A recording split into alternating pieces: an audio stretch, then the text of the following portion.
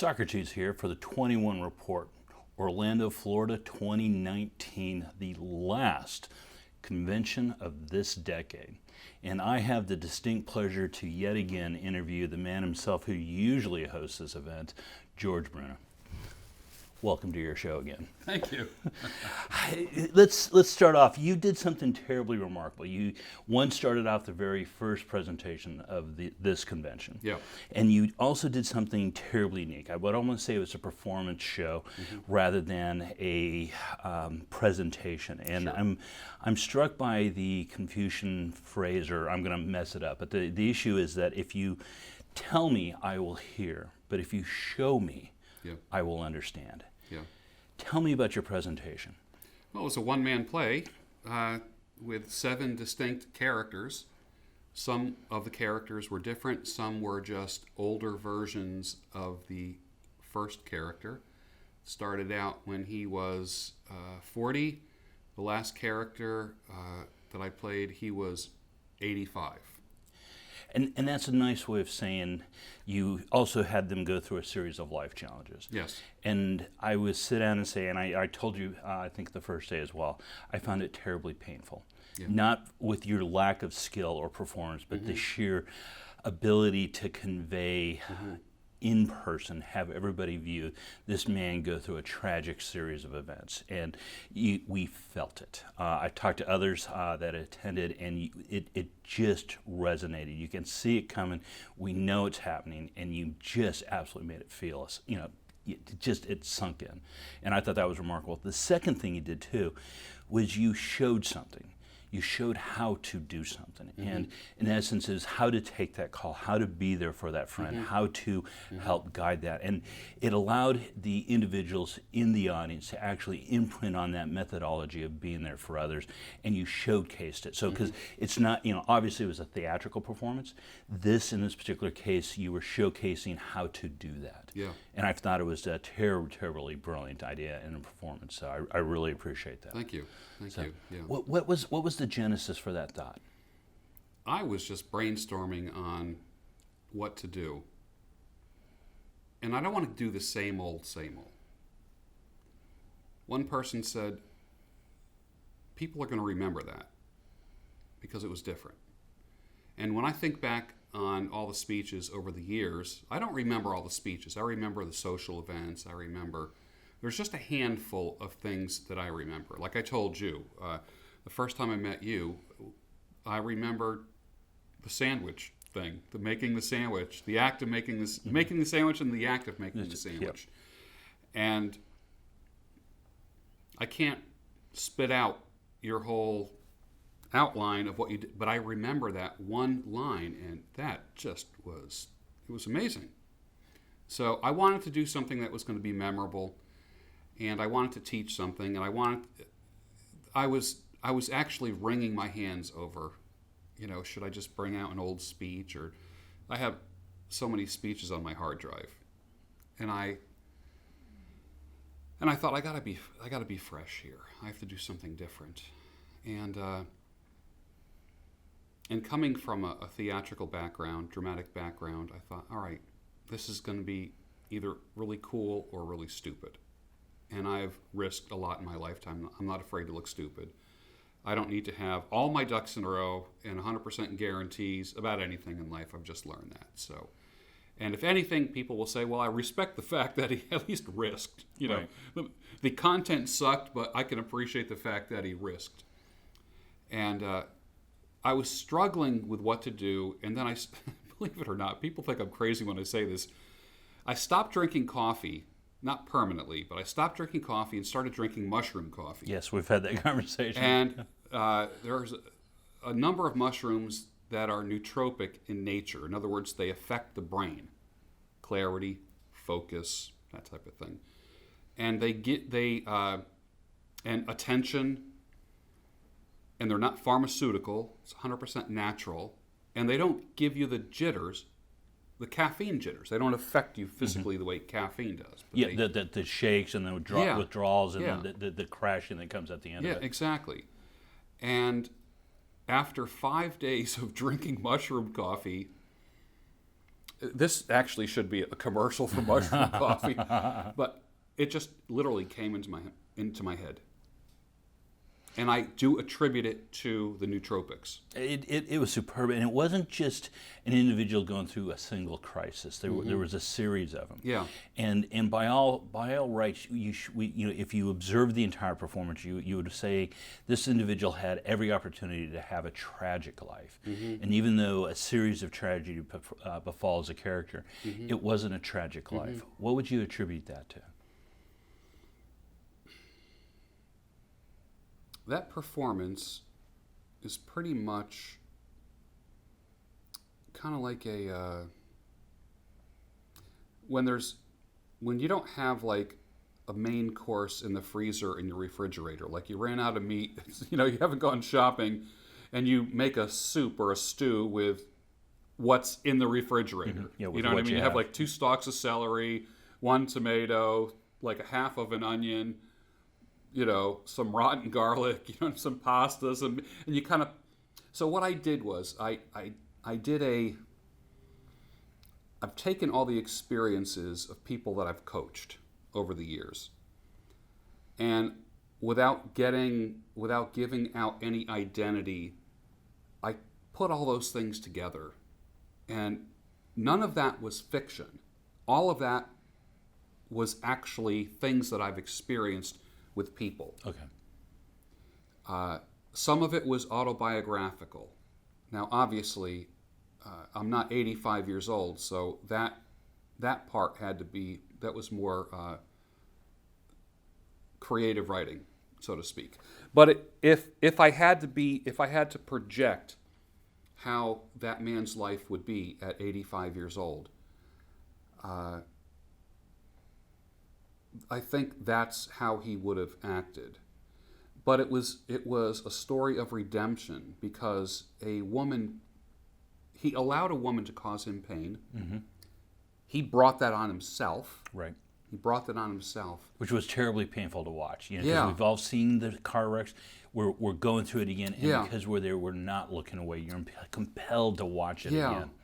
And because I do believe that the sexes are meant to be together, I'm hesitant to say things like, I don't know what I would do without you, because that's viewed as weak in the manosphere. Right. But when an 85-year-old says that about his deceased wife, what am I going to do without you? Because you brought me out of the darkest time in my life when I least expected it. We would criticize if a guy attended who was 40 and he was saying, I don't know what I would do without her, I would just die without. It's like, dude, you need to just grow a pair of balls, man. You have a life independent of her. Pull that gun out of your mouth. And we'd mock the shit out of him. But you know what? I think it's okay to allow a spouse to have a redemptive element. There's men who never put on dress shoes before until they get married. Right. There's men who just wore Crocs and, like whatever, cut off shorts and, flip-flops for Florida. Right. Yeah. And, and then they're invited to her work party. And she's like, you are not going to my work party looking like that. And she dresses him up. And all of a sudden he's like, I never dressed like this before. Wow, I actually feel pretty darn good. And then 10, 20 years later, he can actually say, yeah, I dressed like a bachelor before I met her. And then she added a little class to my life. It's okay to attribute some stuff to your wife, to your girlfriend, to the woman in your life. Right. I reject the fact that that's weakness. Sometimes our women have some great ideas for our lives. There seemed to be kind of a running thing too, as the manosphere is clearly shifting. It appears that more and more the content creators here are kind of center of gravity for a lot of that discourse. Yeah. And it seemed like there was this element of masculine vulnerability being presented, a more empathetic view of masculinity, of men being able to not necessarily express emotions, but be in command of those expressions appropriately. What's your take on that, and what have you seen differently? Well, I think if one models vulnerability, it gives license and permission to others to do that. If you have a man who is kind of a more sensitive kind of person, not everybody is a tough-ass Marine. Let's get real, okay? There are some guys that are just more sensitive in nature. And the reality is, when they come into the Manosphere, they feel they got to bottle that shit up. I don't want everyone to be, Semper Fi, bro. You know what I mean? Not everyone is going to be like that. But not everyone's going to be do flower arranging as a hobby either. You know what I mean? Like, you got the two extremes. So I do believe that there's room for all emotional forms of expression. And for instance, I am in the hair industry. I've been berated because I'm in the hair industry. Some of the greatest hair designers of all time are men. Some of the greatest interior designers of all time are all men. Right. The greatest clothing designers, tailors, men, Italian men. You'd go into a department store, buy a high-end suit. It was always a little Italian guy with the tape measure around his neck and the chalk, and he's measuring you up, that kind of thing. And it is not the domain of the gay man anymore. And I think what's happened is that the alternative lifestyle people, or the media, I should say, have allowed, they've hijacked many of the creative arts, industries, and professions. It's not manly. It's not manly. People would say to me, how can you trust a man who does woman's hair all day? People said that about me. Like, what kind of man is he? And I'm like, well, dude, I'm being creative. Right. I'm helping someone feel beautiful. I'm solving a problem. I love posting before and after pictures of men and women that I've done. And having seen some of your professional work, Yeah. it's incredible. Yeah. I mean, you just like, wow. Yeah. Yeah. Watching someone Yes. come in with their fingers crossed, like, I hope you can do something for me. Right. And then they leave, and it's like, wow, I just feel incredible. And it's not just the work. I mean, we're talking about a person's sense of self, how they Sure. view themselves, Sure. and it's part of their body that Yes. you are handling, Yeah. sculpting, and they're entrusting in you to Sure. handle. That is incredibly difficult to do. Yeah. So I think as far as the vulnerability is concerned, if people model it, it gives other people permission. I'm just going back to that. It gives other men permission to be that way. We're not all Marines. Right. That's just the way it is.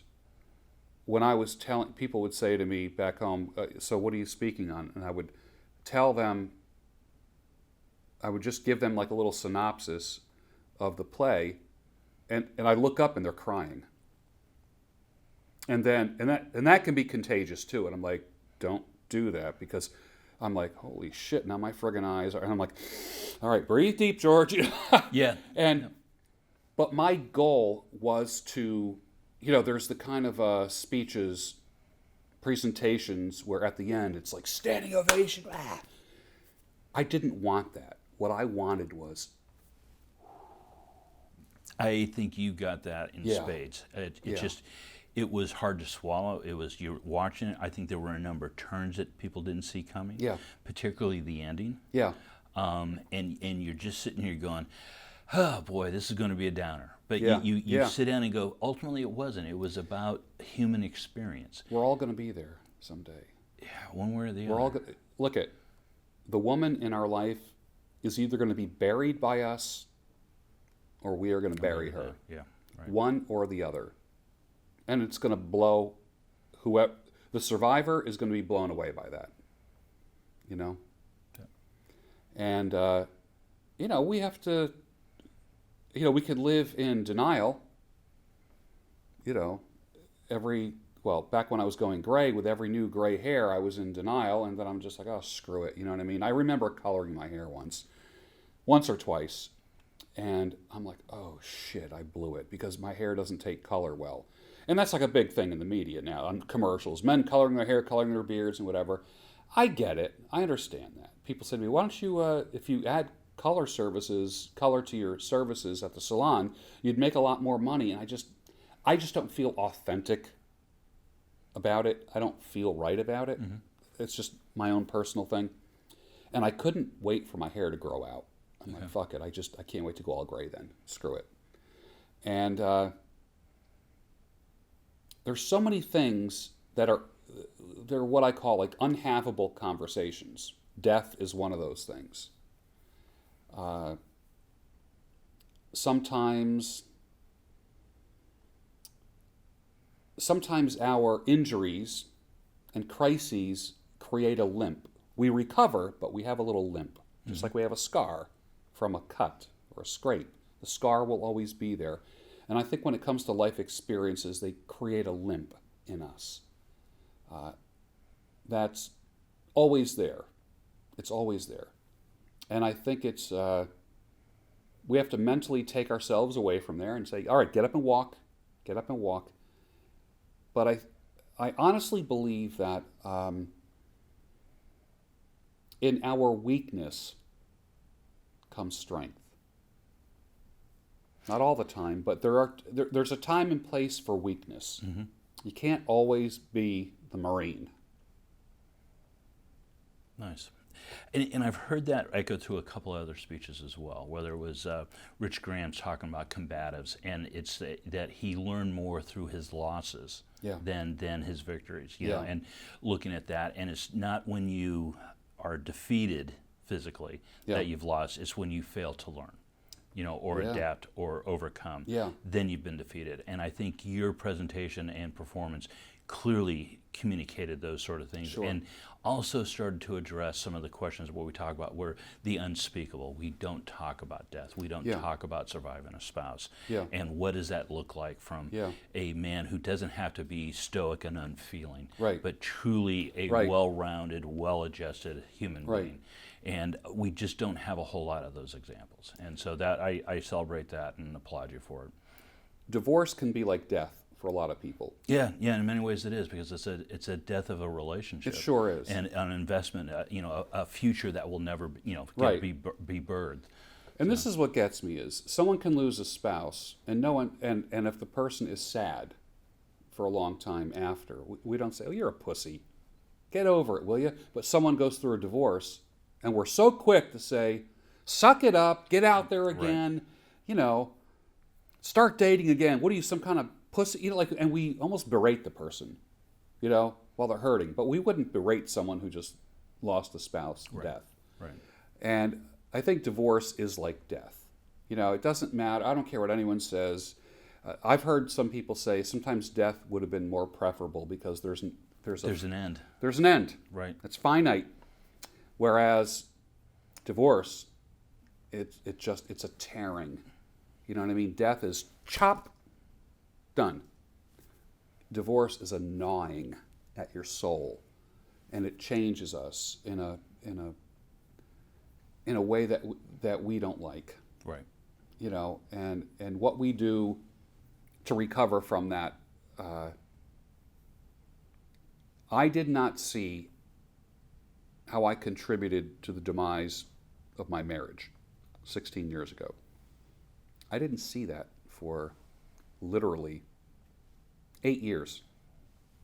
8 years. It was all her fault. I contributed to that. It does take two. It does take two people. Just like it takes two people to succeed. It takes two people to fail. And I think when our eyes are opened to the role that we play in our successes and failures, just life, we just live with more clarity, I believe. Yeah. What was that process of evolution where you actually became aware of that? Was it a finite thing, or was it something that gradually took place? What was that evolution? I attend a lot of networking groups. Okay. I'm a social guy back home. Business card exchanges, that kind of thing. Meeting at a bar, there's 200 people, everyone's got business cards. So what do you do? I don't know, what do you do? And, whatever. And you get to know people and you build your network. And I'll never forget, I went to a meetup. It was an entrepreneur's meetup that I really loved going to. And I remember we would do kind of like a round robin and introduce ourselves. And I would say, "Hi, my name is George Bruno. I'm a divorced father of 3, and because the facilitator of the group would say, we're going to go around, tell us your name, a little bit about yourself, and it was like a 1-minute elevator speech kind of thing. And after one of the meetings, the facilitator of the group, a brilliant man by the name of Rick Tashman, said to me, he says, George, I just want to talk to you about something. I said, what's that? He says, why do you always refer to yourself as a divorced man? I said, well, I'm divorced. And he says, how long ago was it? And I told him, and he says, you're a single man. Mm-hmm. You're single now. You're choosing to wear a big D on your chest. Right. And he was a mirror to me. And he showed me, take the D off your chest. I'm a proud father of 3. Right. No longer a married father of 3. I'm a proud father of 3. And so it was a simple narrative change? That was it. Literally. That was it. He helped me rewrite the script, and everything opened up at that point, changed. And how can somebody who's not going through a divorce, can they rewrite their own narrative scripts to have similar effects in life?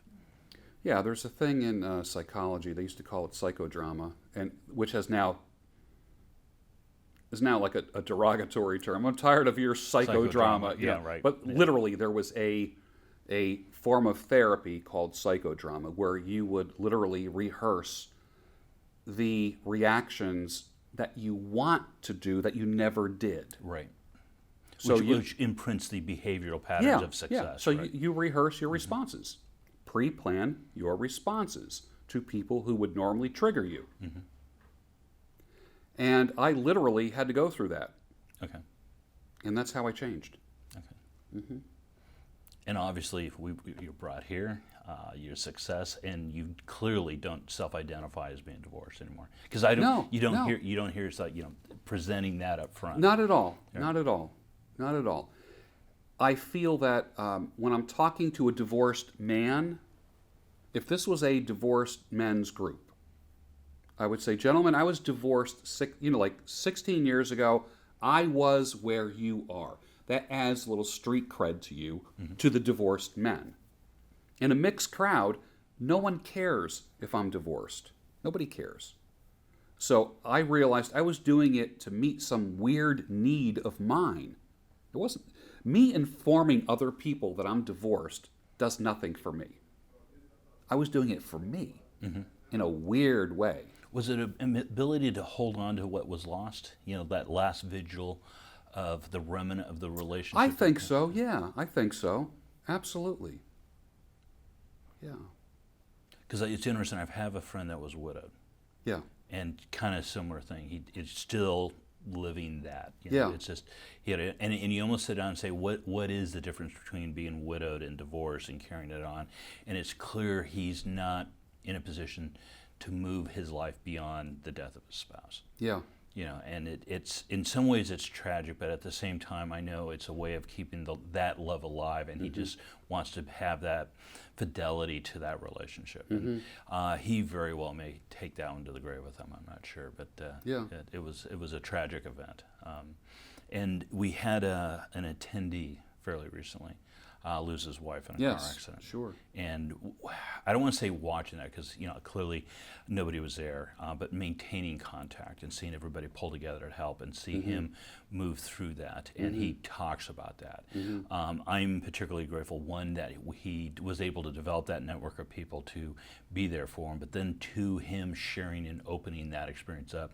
Because again, we don't talk about death or surviving a spouse. We don't expect it. And I think he's going to be just an absolute exemplar of carrying not only his life forward, but being there for his 2 children. How timely was the universe in having him develop these relationships 2 weeks before his wife died? Incredible. Yeah, it was unbelievable because I couldn't believe it's like, is this the same guy? And it clearly was, yeah.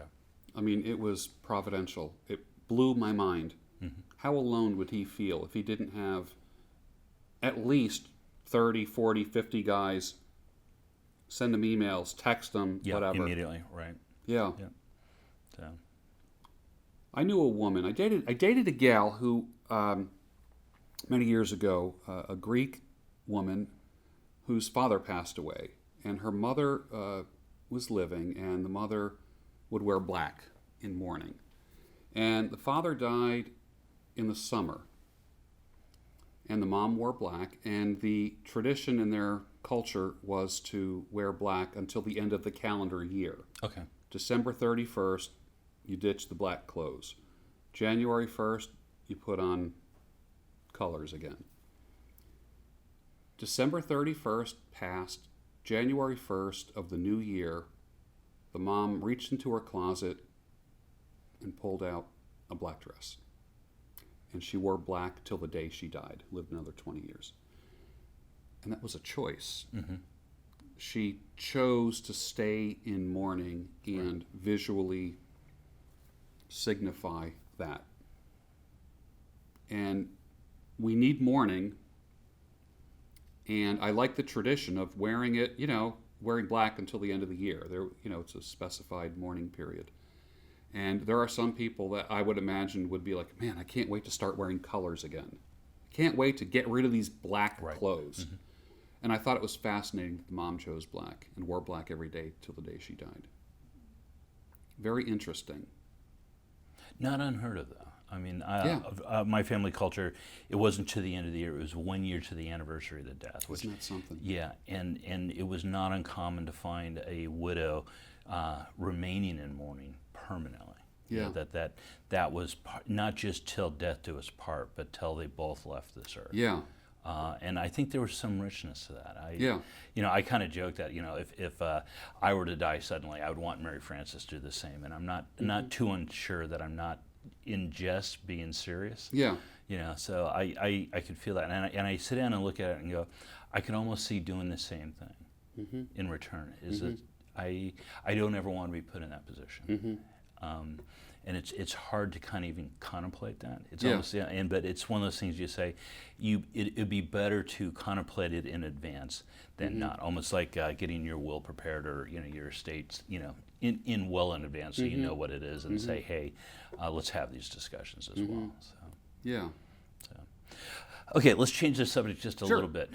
It has been only a few months since we last spoke in Poland. Yes. In Warsaw. Yeah. What have you been doing, and how have things changed since Warsaw? Warsaw was really interesting. Just being with people who are Westernized but not Americanized was interesting. Freedom-loving people. Some of the conversations that you and I had about the people of Central Europe. Some of your historical contexts that you created in your videos and has made a lot of that clear. You talked about it today in Red Man Group. Yes. Which was just phenomenal. You don't realize this kind of stuff until you go to a land like that. It's different. Mm-hmm. It's different. I can't wait to go back. Right. I can't wait to go back. It was interesting being with the crowd of attendees who were Westernized, but not Americanized. Right, and a huge difference in that regard. Yeah. And mostly everybody speaking, with accents, broken English and so forth, and trying really hard to speak the best English and apologizing for their bad English. Right. And it was charming. It was just really neat. But people are people, no matter where you go. Mm-hmm. And it just, that reinforced it to me. That trip really reinforced the fact that men are men no matter where you go. Right. The same needs, the same desires, the same fears, same aspirations. Yeah. I was surprised coming back. It's one thing to study history, to read about it. It's another to put it in physical context. Yeah. To see the land, to see the people, to smell the air, to see the things that are not covered in the history books. Yeah. The other stories. And I don't want to belabor that too extensively, but then to take that experience and come back and see the same things I was seeing prior to leaving and realizing they don't take nearly the same precedence that I would have thought. And even though some of my commentaries during the Red Man Group was, I do have some very, very significant fears about what I'm seeing taking at least going forward. The bigger arching picture, I'm much more assured about, and particularly seeing a nation who was able to adeptly handle far greater adversity than what we're currently facing, and so that gave me great hope. But I'll be honest too, coming back to the States, I was thoroughly depressed. It took me about 4 days to have a decent meal. We were spoiled shitless. Yeah. The food was just vibrant, fresh, flavorful, Yes. plentiful, and we were treated with such grace and generosity and Unbelievable. hospitality. I love to cook, and I just couldn't bring myself to cook. You just sort of like. I didn't feel, it was weird. Like a lot of times in the States, you feel like the hospitality class of people, housekeepers, maids, food service people, in the States, they are, I don't want to say the lower jobs. And many people act like it's the lower job. In Poland, the housekeepers smiled at you. The food service people were happy. It's almost as if, like, I couldn't tell the difference between a manager and a housekeeper. And they all worked with pride. They did, and I would say even the housekeepers, it was almost like they were concierge staff on rotation. Yes. That they were ambassadors to their own country, to the hotel, the company.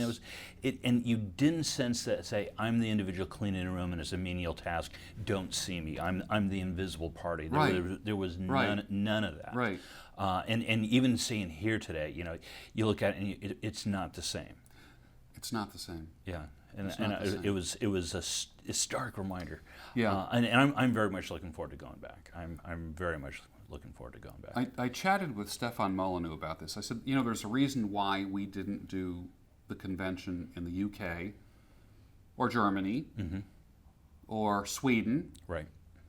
There's a reason why Poland was chosen, and how appropriate was Poland to have our convention in Europe.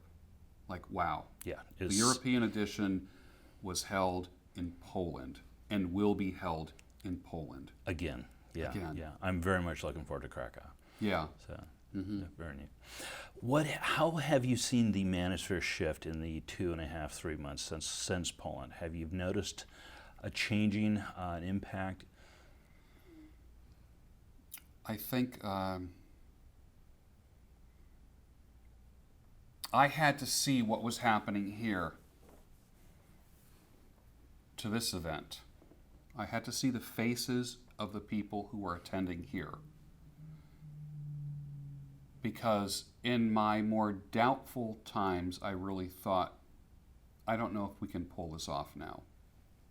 Because the doomsayers were saying, 21 is done. Right. Yeah. Willful presentation. Yeah. Yeah. Yeah. And on the contrary, major success. Men happy to be here. Firm handshakes, hugs, embraces, applause. How many times were people? There were more applauses, more hand clapping going on during this event than other events. Right. And I would say the mood is completely different as well. 100%. That it's not this pessimistic. I've gotten, some, salt in the wound. I'm having to take, stringent medicine. Yeah. Those sort of things. There was none of this feeling that you're being force-fed medicine. It'll make you better. There wasn't cod liver oil of the Manosphere. That seems to be completely gone, and it seems to be everybody much more upbeat, positive, and this element of ability of control. Yeah. Rather than you're subject to a fate. Who was it in the last second Red Man group? I don't know if it was Stefan that said this.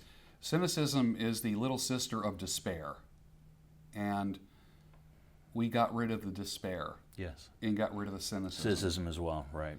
Yeah. I honestly feel this was a super positive event. You know what? I don't miss the splinter that I remove from my finger. When the splinter is taken out, I feel better. Yeah.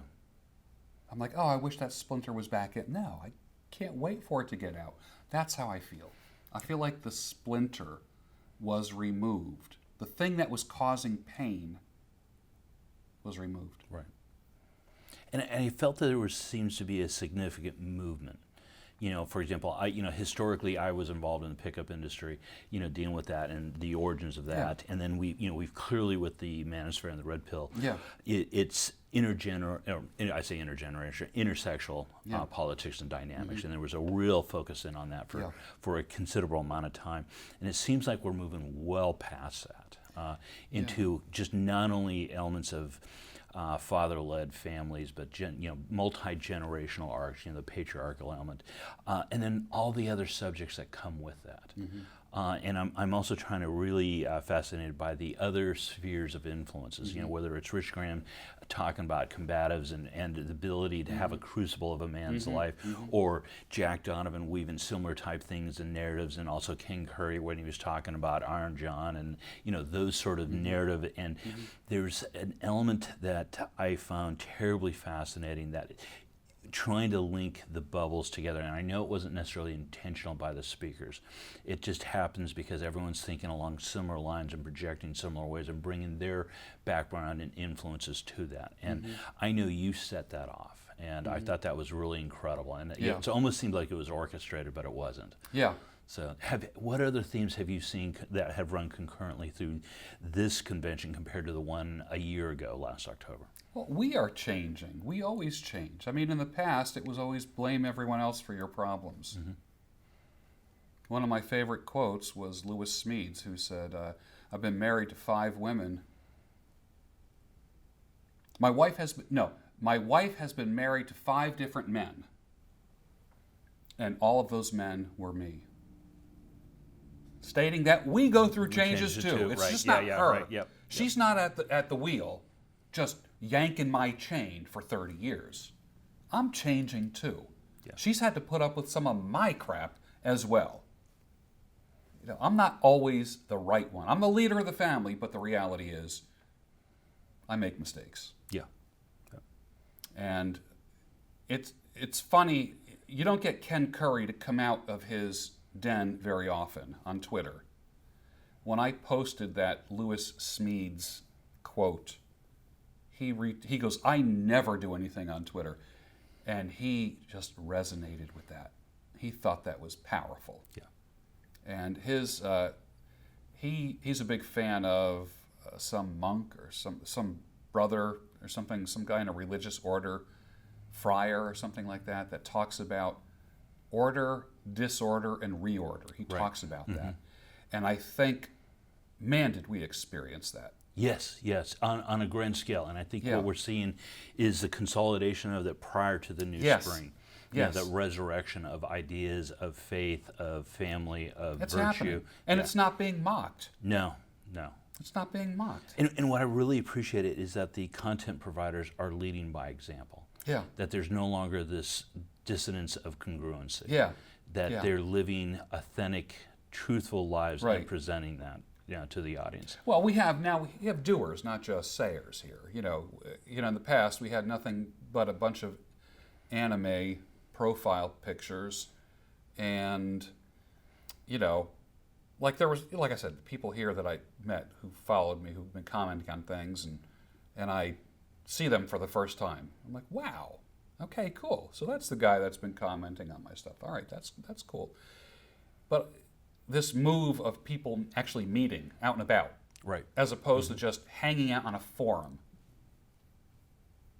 and getting in fights on a forum that you would never get into in real life. Well, and it's almost like they're jousting each other on purpose. That becomes the combative sports. Instead of an octagon, I'm going to a forum. And that's where they're flexing, muscle. It's ridiculous. So I'm tired. I gladly say goodbye to all the keyboard jockeys. Tired of it. Sick of it. And I thought that was interesting too. Is that we've integrated for the first time this year the workshops, and initially they were kind of an experimental thing. They went for about 45 minutes to an hour. And in this particular event, all the workshops have been going for 2 hours at a time. And it is amazing that there's not a lack of content being delivered. So you have a content creator presenting for 45 minutes to an hour, and then following up with another 2-hour workshop with pure engagement Let me tell with you, the attendees. if I am not doing a workshop, I'm attending a workshop. Right. I'm enjoying them as well. So, like, there's this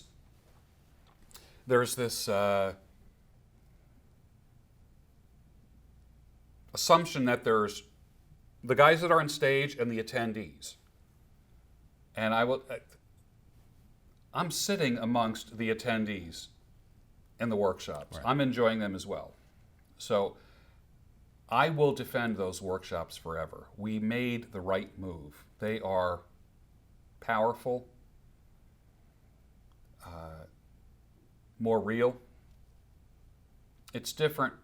When you're standing on stage, you got the bright lights in your eyes. You can't see anyone. You might see the first row or two of men. Right. Yeah. You if can't you're lucky. see really Yeah, beyond right. that. Yeah, exactly. In these little breakout sessions, you're 5 feet away from the guys that are, listening to you. Right. You're looking them in the eye. And it's not the entire audience. They have at least 3 workshops going simultaneously. I love it. So the attendees are forced to choose. Something for everybody. And I hate that. Because what invariably happens is I want to see all 3. Yeah. And you're forced to choose, And then the interesting thing I thought was really brilliant as a default to this element is that the concentration of individuals is smaller. So between the content creator and the number of attendees is dramatically increased so that you have true one-on-one engagement, Yeah. that you have, it's vibrant, it's active, it's involved. It's not something that you just sit down and someone's just given another 2-hour presentation Right. to. It's questions, answers, people interjecting, round robins, further discussions, other people sharing.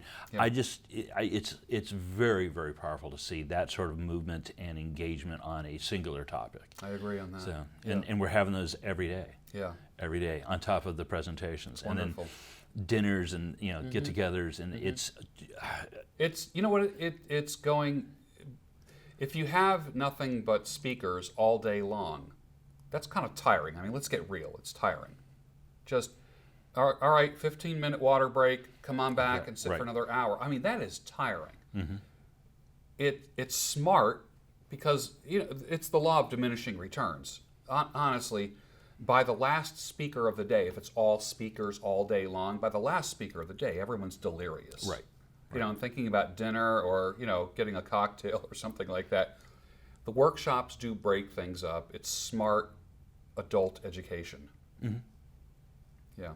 And the interesting thing, too, is like when we talk about it, it's not just a content creator bringing value. Yeah. That the attendees now are, I don't want to say obligated, but they're inspired to bring their perspective and valued for doing so. It's not the Socrates show. It's not Right, the George right, yeah, show. right, There's right, just precisely right. strong interaction.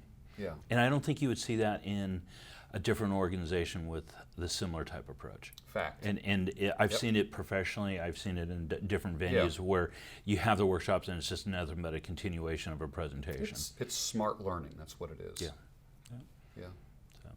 How do you see things going forward? I mean, we have next year, we have Patriarch, and then we have 22 conventions simultaneously. That subject alone we could probably spend some time on.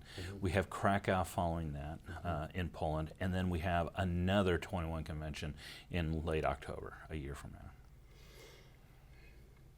It seems like I just got back from Poland, I'll be honest with you. When I was in Poland, I was saying, it seems like I just got back from Patriarch. Yeah, right. And think about it, 4 events in a year. I remember we were at that French restaurant on the Monday night in Warsaw, and I said, we have another, in another 3 months, we're going to be, doing, we're going to be back again in another 3 months. And it just, it was all... And one of the things that I did was when I started tweeting and not so much tweeting, but in the private groups, I said, let's focus more on getting asses in the seats. Men don't get help from tweets, and online interaction. They get help when their ass is sitting in a seat, when they're interacting with other men at an event. An event is transformative. So, we're going to put this event to rest tomorrow, and then the countdown begins. Yeah, literally. Yeah. Literally, it begins. Yeah. And that 5 months 6 months is going to be, it's going to fly. It's going to fly. Yeah. Before you know it, we're going to be back here in Orlando with Patriarch in 22. Yeah, I'm going to be very, very intrigued to see how that turns out. I'm filled with optimism. Yeah. But it will be intriguing to see how it truly unfolds. A event for women presented by men. Yeah. And I know there's that can be triggering for a lot of people. I love it because it's newsworthy. It's very newsworthy. It is, and we also know the alternative isn't really working for women. Yeah. When women talk to themselves, are you getting the results you want? Yeah. And so maybe it is time that men have a voice and provide, and maybe the most, quote, empathetic sex needs to do a little listening. I think that any publicist will tell you, wow, that's newsworthy. That's something that, I think we could possibly end up having more press passes given out for that than any other event, I'll be honest with you. It's controversial as hell. Right. It's national newsworthy. Right. I mean, if Anthony wants, he could end up on national networks talking about this. I can see that happening very, very readily. Absolutely. Very readily. Yeah. The morning shows, that sort 100%. of, what comes, it's... Good morning, Chicago. Good morning, Orlando. Whatever. Yeah. Yep. And to know that that's just a few months away. It is... It hasn't sunk in for me. I don't know about you yet, but... And then for us as speakers, we have to come up with 2 presentations. Correct. Yeah. Yeah, I would hate to do the same one twice. Yeah. Yeah, that would be a complete waste. So, exactly. Yeah. And if I thought, this year was busy, when we talk, the analogy I give is I try to tell people it's like running hurdles. You take 2 steps, you jump. You take 2 steps, you jump. You take 2 steps, you jump. Yeah. In this case, it's a continuation of that. Yeah. And it seems to be accelerating. Yeah. But at the same time, I think there's an urgency to that. Yeah. Because it's also equally needed. We have a run-up to an election in 2020, late November. Think about it, yeah. There are so many things in play on this. You just kind of wonder how all this is going to dovetail together. How's it going to fit? How's it going to roll out? And how's it going to be perceived? Yeah. So I think we have a hell of a year coming up. It's going to be a trip. 4 events in 1 year. Wow. 3 events made my head spin. 4 is going to be significant. Yep. It really is. And then with the new guys that we added, it's just like adding another ingredient in a recipe with some of the new faces. You're right. Fascinating. Stefan Molyneux, he's too controversial. He was excellent. He was good. He's only controversial if you don't know him. Yeah, exactly. Yeah, and if you're willing to listen to the reputation others have written. Yeah. I would hope people would treat me with kind or fair, but clearly he's been handled fairly roughly. Yeah. So, absolutely. Yeah. This young man, Stefan Molyneux. What a pleasant surprise that was, man. He had my attention for the whole thing. I was like, wow. He knew his craft, didn't he? He did. Yes. Didn't stutter once. It was just, and that PowerPoint was just like he was on it. Yep. And not only that, he sought us out, which I found remarkable. Yeah. Anthony didn't go out recruiting him. It was through mutual association. Yeah. He found this stuff, saw the work, understood the work we were doing, and asked the question, how do I get involved? He would ask a question, how many, blah, blah, blah, and then he'd say yes or yes. Yeah, right. He wouldn't even allow you to say no. Right, yeah, and I thought that was great. Yep. I thought that was great. So what a nice, fresh, it was a fresh voice, different. Yep. Completely different, just totally, I had no idea what he was going to do. Zero clue. Zero clue. And when I was sitting near our New York Times journalist, I said, "What did you think?" She goes, "He was compelling." Yeah. I said, "Okay, cool, interesting." Yeah. And it was interesting watching her behavioral language as she was listening to this. You know, the other one I found terribly fascinating was the Dutch film crew, the documentary crew that came in, and they were here multiple days. And it is very clear with my discussions with them that this was not the event they thought they were going to cover. Yeah. And I thought that was truly remarkable. And, Yeah. and I asked, and I go, how has this changed what you thought, you know, the narrative script or the story? And he goes, I don't know. We haven't even started putting it together. Yeah. And I thought, that's fantastic. And, you know, they sat and filmed for 3 days, content after content. Are they gone now? I would have to look. I believe so. I don't recall seeing them. Yeah. So I think they are. But clearly it was something that they were surprised by, they were pleased by, and anxious to start cutting into that. I'm digging the fact that we had the press here like that. And I think that could be something really cool for the future. You know, we have 5 months to really get the press involved in the 22 convention. Okay. Yep. Yeah. Very much so. And that could be a really big thing for us. Yep. So we're coming to the end of our time. Any last parting thoughts? Onward. Onward. Fantastic. Yeah. This has been George Bruno, the Sultan of Silver. Once again, this is Socrates signing off for the 21 Report. I will see you next time, next year, with a brand new report. Thank you for joining.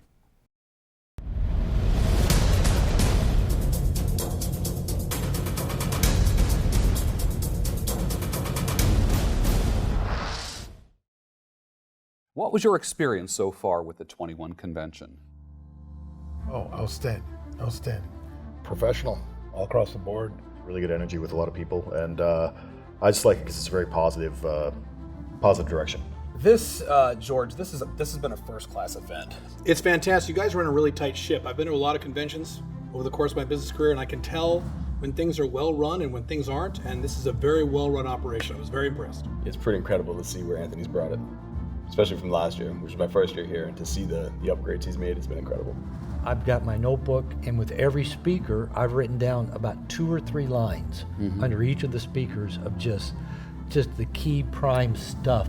That's good. That's good. It's very surreal, man. I'm really enjoying it. I'm happy to live in such an era where such a thing like this is possible. I have never seen a group of guys like this, a group of 200 men who are focused, squared away, they're working on their values. Just never met a bigger group of wonderful guys. It's kind of neat because I've been to a fair amount of conventions in my day, but you never see one where the guys like here you can just see Ed Lattimore talking to Tanner about boxing. Yeah. You just sit down and then you tell your boxing experiences. Everybody's kind of pinging off each other. It's nice. It has been fantastic, and it's been 4 days of guys all on the same page, working in the same direction. Fascinating meeting some of the people, hearing their stories. You got people traveling from other parts of the world to come here just to see some of the speakers. That's amazing. The thing that's impressed me is everybody here is very serious. Yeah. They're taking it, close to their heart.